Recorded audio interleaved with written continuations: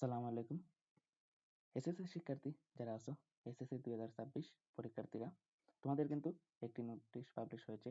তো কি notice publish হয়েছে আজকের ভিডিওতে জানবো, যা এখনো কেউ আলোচনা করেনি। তো আপনি যদি আমার চ্যানেলে নতুন হয়ে থাকেন, প্লিজ চ্যানেলটিকে সাবস্ক্রাইব করে দিবেন।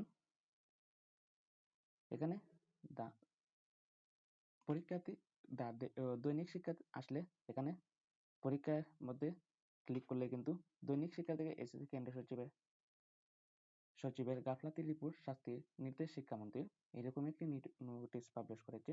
তো কি, এটি আমরা শুরু করি। এসএসসি পরীক্ষায় প্রবেশপত্র বিতরণের কেন্দ্রীয় সচিবের গাফলাতি সংক্রান্ত প্রতিবেদন। শিক্ষা প্রকমে প্রবেশের পর তাৎক্ষণিক ব্যবস্থা নিয়েছে শিক্ষা এবং প্রাথমিক ও গণশিক্ষা ডক্টর এহসানুল হক মিলন।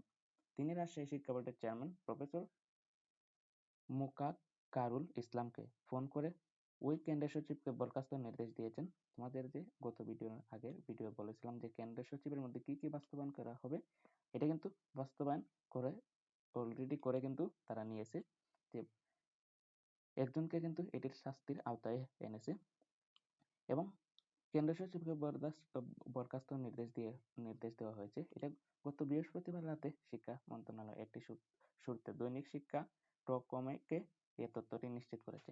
ওই কেন্দ্রীয় সচিবের নাম KM আব্দুর রব মিয়া। এটি কিন্তু তারা প্রকাশ করেছে। তিনি পাবনা চাটমোহর B 313 এর এসএসসি 26 কেন্দ্রে সচিবের দায়িত্ব পেয়েছিলেন।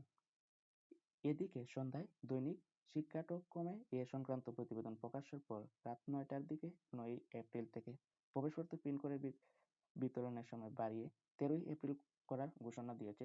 তোমাদের যে প্রবেশপত্র আছে এটি কিন্তু 13 এপ্রিল করে দেওয়া হয়েছে, 9 এপ্রিল থেকে।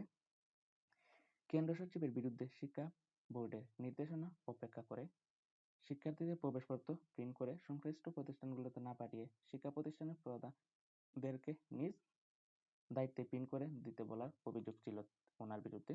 তো বুঝতেই তো পেরেছো, তোমাদের এসএসসি 26 কিন্তু অনেক ভালো প্রিপারেশন নিতে হবে এবং ভালোভাবে পড়াশোনা করতে হবে। তোমরা কিন্তু ভালোভাবে পড়াশোনা করো এবং এই চ্যানেলটির প্রতি নজর রাখো এবং চ্যানেলটিকে সাবস্ক্রাইব করে রাখো।